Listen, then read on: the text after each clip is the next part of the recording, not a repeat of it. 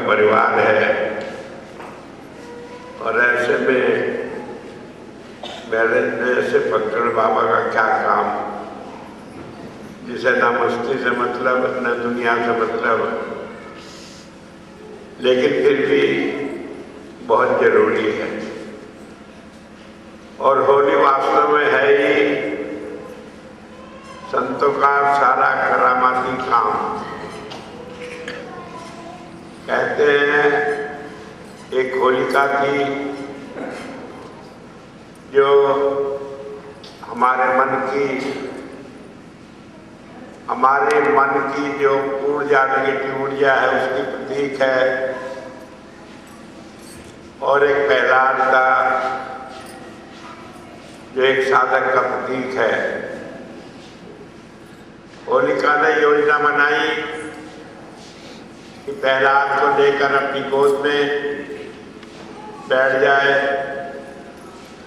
और यह ऐलान कर दिया जो सच होगा वो बच जाएगा। उसके पास एक कपड़ा था जो फायर प्रूफ था, जिसे ओढ़ लेने से आग का असर नहीं होता। वो इत्मीनान से थी कि मेरा तो कुछ बिगड़ेगा नहीं, जो बिगड़ेगा वो प्रहलाद का बिगड़ेगा। लेकर उसे आग में बैठ गई, आग जलाई गई, बहुत जल्द सारे नगर ने मिलकर जलाई। लेकिन परमात्मा की करनी ऐसी हुई कि जो कपड़ा वो अपने ऊपर ओढ़े हुए थी वो हवा के झोंके से उड़कर प्रहलाद के ऊपर उड़ गया और वो बिना कपड़े के रह गई। होलिका भस्म हो गई और प्रहलाद बच गया। और यही हमेशा से होता है। मैंने सत्संग में हजारों बार बताया और हुजूर बहुत समझाकर कहा करते थे कि जब एक संत होता है उसके चारों तरफ 11 नेगेटिव पावर, काम पावर खड़ी रहती है, और वो जीव को जिसके मन में जरा सा भी संशय आता है, कमी आती है, उसे दबोच लेती है। इस तरह से संतों के साथ लगना चलना बहुत मुश्किल काम है। और संत एक मर्यादा में बंधे हुए होते हैं। उन्होंने वचन किया हुआ होता है कि वो अपनी शक्ति से कोई ऐसा काम नहीं करेंगे जिससे काल को नुकसान हो। ऐसी हालत में ये ताकत होते हुए भी कि संत जो चाहे सो करे, वो ऐसा मालूम पड़ता है कि बेचारा पप्पू है, इसके हाथ में तो कुछ है ही नहीं है, तो कुछ कर ही नहीं सकता। वेदों तक में संत को एक साधारण मनुष्य कहा है, जो बिल्कुल साधारण है, सीधा है। और अंग्रेजी साहित्य में तो उसे फूल कहा है, FOOL, फूल, बेवकूफ। Fool carry the tree of life, कि जो बेवकूफ होता है वही जीवन का सार ग्रहण करता है, ले जाता है। और इसीलिए सब धर्म ग्रंथों में एक बात आई है, बाइबल में बड़ा खोल कर बयान किया गया है कि जो बुद्धि में रत है, जो बुद्धि में लगे हैं, वो इस संसार में भटक जाते हैं। और जो बुद्धि से अलग हो जाते हैं, हट जाते हैं, वही सार प्राप्त करते हैं। इसी तरह वेद में भी कहा है, जो ज्ञान में रत है वो अंधकार में है, और जो अति ज्ञान में लगे हुए हैं वो महाअंधकार में। कारण ये है, ये मन, ये बुद्धि, ये संसारी ज्ञान हमें अंधकार में ढकेल देता है। अगर इस संसार में कोई नेगेटिव पावर से बचने का कोई तरीका है, वो संत है, वो उसके साथ हम लग जाए तो बच जाते हैं। हम देखते हैं चक्की के 2 पार्ट होते हैं, जो उसमें रहता है वो सब पिस जाता है, लेकिन जो किल्ली के साथ लगा रहता है दाना, वो साबुत बच जाता है। बुजुर्ग कहा करते थे, इस संसार में हम कुछ नहीं कर सकते, केवल संत के साथ रहे तो बच सकते हैं, अन्यथा नहीं। और यही तरीका है जो हमें बचा लेता है सारे जंजाल से। वरना मुझे मालूम है कि नेगेटिव पावर कितना कितना जुर्म करती है। आप लोग जानते हो कि चौसर का एक खेल है, चौपट बिछा कर खेलते हैं। उसमें गोल सारे चक्कर काट कर जब अपने घर जाने को होती है तो एक खाना होता है जिसे कहते हैं नर, उसमें पड़ जाती है। गोट उसमें पड़ गई तो अगर ये 1 नंबर आ गया तो पार हो जाती है, घर हो जाती है। अगर इंतजार में थोड़ी सी देर हो गई तो दूसरी गोट उधर पीट देती है, फिर उसे सारा वही चक्कर काटना पड़ता है। तो इसी तरह हमारे जीवन में भी जितना जितना हम संतों के साथ लगते हैं, काल अपना पूरा जोड़ लगाकर कोशिश करता है कि कोई जीव उससे निकल न पाए। लेकिन मैंने आपको बताया था बहुत शुरू में ही कि जब मैंने हुजूर से काम हाँ की करने के लिए माना, तो मैंने कहा था जो जीव मेरे साथ रहेंगे उन्हें मोक्ष मिलेगा। और इस बात को मैंने अनेक बार कहा, और अनेक बार क्या, अंतिम बार एक बार और बार बार कहकर कहता हूँ कि जो जीव मेरे साथ लगा है उसे काल की ताकत नहीं कि वो उसे हिला दे या उसे रोक ले। काल की इतनी हिम्मत नहीं। कई लोग कहते हैं जवानी जमा खर्च है, कुछ ही कह लो, लेकिन ऐसा नहीं है। मेरे जीवन में ऐसी अनेक घटनाएं आई हैं जब काल से सीधी टक्कर हुई है। मैं किसी एक की नहीं बताऊंगा, क्योंकि उसमें संत कितना क्रूवल हो जाता है, कितना निष्ठुर हो जाता है, उसका कोई अंदाजा नहीं। अगर मैं एक भी घटना आपको बता दूं तो आप समझेंगे स्वामी जी जैसा जालिम आदमी तो कोई दुनिया में है नहीं। लेकिन वो करता है इस काम को क्योंकि काल इतनी आसानी से मानता नहीं। मैं नहीं चाहता जिंदगी के वो क्षण जो काल के चक्कर में बिताए उसे मेरे जीवन की बातों को कोई जाने। कोशिश करूंगा कि मैं अपने साथ न ले जाऊं, लेकिन एक भी घटना हो तो उससे मालूम हो जाता है कि काल की कोई ताकत ही नहीं कि वो संत के काम में रुकावट डाल सके। कोशिश करता रहता है। मैं इसलिए कह रहा हूं, खबर नहीं आवाज आप कितने दिन तक सुनेंगे, लेकिन मैं आपसे दूर नहीं हूं, मैं आपके अंदर बसा हूं। और किसी भी घड़ी में चाहे आप गलत करें, सही करें, कुछ भी करें, काल आपको भटका नहीं सकता।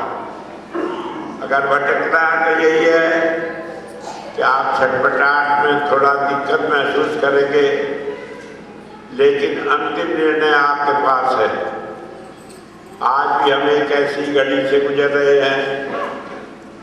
मैं आपको ज़्यादा न कहकर केवल एक बात कहूँगा कि आप चिल्ली के साथ लगे रहें। आप अपना विश्वास बनाए रखें। दुनिया की कोई ताकत आपका बाल भी बांका नहीं कर सकती, कुछ नहीं होगा। मन से जुड़े रहे। मुझे किसी चीज की आवश्यकता नहीं, केवल आपका ये कह देना ही कि आप मेरे हैं, मेरे लिए सब कुछ है, मुझे और कुछ नहीं चाहिए। और मेरी अंतिम क्षण तक, अंतिम जीव तक जो साथ है, जब तक सबको मोक्ष नहीं मिल जाती, मैं भी चाहे मुझे कितनी मोक्ष मिले, मोक्ष का मैं चाहूँगा नहीं मैं जाकर परमात्मा मिलूंगा जब तक एक एक जीव मेरा परमात्मा में नहीं पहुँच जाता। मैं आपको एक बात कह रहा हूँ कि मन से तसल्ली रखे, और उस तसल्ली से ये फायदा होगा कि आपको संसार में कष्ट नहीं होगा, क्योंकि नेगेटिव ऊर्जा हर घड़ी बड़ी प्रबल है। पहले तो ये कलयुग है। कलयुग कहते हैं कि दुनिया की सृष्टि क्या वो टाइम जबकि हम पापों के एक अनंत कमाई को, ढेर को अपने सिर पर लाद कर इस संसार में खड़े हैं। जितना पाप हो सकता है ज्यादा, वो कलयुग के दिनों में बढ़ता ही चला जाता है। और पापों का इतना बड़ा ढेर है कि इसे मिटाने की सामर्थ्य नहीं। लेकिन गुरबाणी में कहा है कि लकड़ी का बहुत बड़ा ढेर हो, एक चिंगारी लगा दो तो वो सारी राख हो जाता है। तो संत वो चिंगारी लगाता है, इसलिए आप उससे चिंता न करें। सवाल ये आप कहेंगे नेगेटिव ऊर्जा क्या है? कई दफे मैं पहले बताया है, लेकिन मैं बता दूं, जैसे एक गिलास है, गिलास में आधा पानी भरा है, कांच का गिलास है और आधा खाली है। तो गिलास में आधा तक पानी भरा है। एक आदमी देखता है, कहता है आधा गिलास पानी है। एक आदमी देखता है, वो कहता है आधा गिलास खाली है। तो नेगेटिव जो सोचता है वो देखता है आधा गिलास खाली है, और जो पॉजिटिव देखता है वो देखता है कि आधा गिलास भरा है। आप कहेंगे कि आधा गिलास भरा है या खाली है, उससे क्या फर्क पड़ता है? मैं कहता हूँ फर्क पड़ता है। क्या पड़ता है? मैं आपको समझाऊं बड़ी सरल भाषा में। एक आदमी था, उसके पास 11 महीने का अनाज था, 1 महीने का नहीं था। तो वो सोचता कि हाय क्या होगा, 1 महीने का अनाज नहीं है, कुल 11 महीने का है। एक आदमी था जिसके पास 1 महीने का अनाज था और 11 महीने का नहीं था। वो मस्त था, कहने लगे क्या 1 महीने का तो है। तो जो 1 महीने का अनाज था वो अपना खूब मस्ती से खाता और सोचता रहा कि जब 1 महीने का है इसे तो मौज ले लो, बाद में देखेंगे। जो दूसरा था उसमें 11 महीने का था, उसने सोचा कभी इंतजाम न हो तो 1 महीना पहले भूखा रह लो, फिर बाद में देगा आराम रहेगा। अब 1 महीना कहाँ भूखा रहना था, वो भूख में मर गया और उसका 11 महीने का अनाज पड़ा रह गया। और जिसमें 1 महीने का था उसने खूब खाया और बाद में जो मर गया उसका 11 महीने का उसके हिस्से में आ गया, उसे भी निपटा गया। अब 12 महीने मौज कर ली। तो हालत यही है, जब हम नेगेटिव सोचते हैं तो उसके दुखों में अपनी सारी जिंदगी बर्बाद कर लेते हैं। जब हम पॉजिटिव सोचते हैं तब हम उसमें मौज करते हैं और उस मौज से और उस पॉजिटिव के सोच देने वाले की याद करके हमारे बाकी 11 महीने भी उसी मौज में कट जाते हैं। तो मैं तो आपको सिर्फ एक बात कहता हूँ कि अपना ध्यान गुरु के साथ रखें और कुछ नहीं, भजन करें न करें। हालांकि कई आदमी बुरा मानते हैं इस बात से, लेकिन मैं कहता हूँ कि कमाई तो भजन की मैंने इतनी कर ली कि दुनिया में कोई आदमी उसके सहारे आराम से कर सकता है। आपको तो केवल ये जानना है कि वो कमाई आपकी है, क्योंकि आपके रक्षक ने, गुरु ने, बाप ने, माँ ने वो कमाई की है और उस पर आपका हक है। अगर आप कहें कि हमारा तो कोई हक नहीं, तो दूसरा कोई आपका हक जताने नहीं आएगा। आप कहें कि हमारा हक है तो दूसरा कोई आपका हक मान नहीं सकता। तो आप अपना विश्वास दृढ़ रखें और हमेशा पॉजिटिव सोचें। कोई दुख हो, सुख हो, सिर्फ याद कर लें और मेरी जिम्मेदारी कि आपको सारे में आराम मिलेगा, आप उससे बच कर निकल जाएंगे। आपको सोचना नहीं पड़ेगा। तो मैं आज इनकी बात कहकर ही आपको ये विश्वास दिलाता हूँ कि इस मन को रोकने का, मन को मारने का, काल पाव से बचने का एक ही तरीका है कि हाथ कारवर, दिल यारवर। काम अपना करते रहे, लेकिन दिल जो है वो गुरु के साथ जोड़े रखे। फिर आप कहीं भी रहे, आप मेरी गोद में हैं, मैं आपके साथ हूँ और हर तरह से आपकी रक्षा होगी। इस सारी बात को कहकर मैं अपनी बात को समाप्त करूँगा। और मैं इसलिए बता दूँ कि आज होली की मस्ती में, होली की इस उमंग में आपकी सारी चिंताएं भस्म हो जाएं, आप सुख से रहें और आपको दुनिया से इसके साथ ही थोड़ा मैं अपना प्रोग्राम बता दूं कि मैं अब यहाँ रहूँगा और इस महीने का 18 तारीख को शायद तीसरा इतवार है, उस दिन सत्संग होगा। उस दिन सत्संग भी दूंगा और सत्संग में एक ऐसी बात बताऊंगा,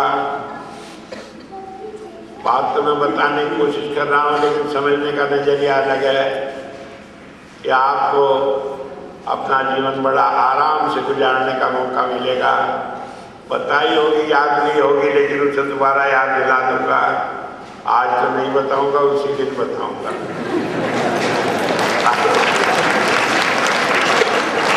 क्योंकि जैसा आपका जी करता है कि आप गुरु के दर्शन करें, मेरा भी जी करता है कि मैं अपने बच्चों को देखें, तो इसलिए कुछ ना कुछ मिठाई का बहाना करके रखना पड़ता है, मिलेगी उस दिन। तो इसलिए आज हमें बधाई है और सब आदमी प्रसाद देंगे, लंगर छकेंगे और उसके बाद मैं 2 बजे से मिलूँगा, हर एक आदमी मिलेगा और इसके बाद थोड़ी देर बैठेंगे और अपना मौज मस्ती में होली का जो रंग खेलना चाहें, जो मिलना चाहें, जो बात करेंगे। आप रंग खेलें, मैं देखूँगा, मुझे बड़ा अच्छा लगेगा। मैं जरा सा चाहूँगा, क्योंकि मेरी तबीयत इतनी ठीक नहीं, वैसे तो रंग खेलना मुझे भी अच्छा लगता है लेकिन मेरी तबीयत ठीक नहीं, इसलिए मैं चाहूँगा कि मुझे छोड़कर बाकी और सबको खूब रंगे जितना आपका मन हो। और बहुत ही बहुत बहुत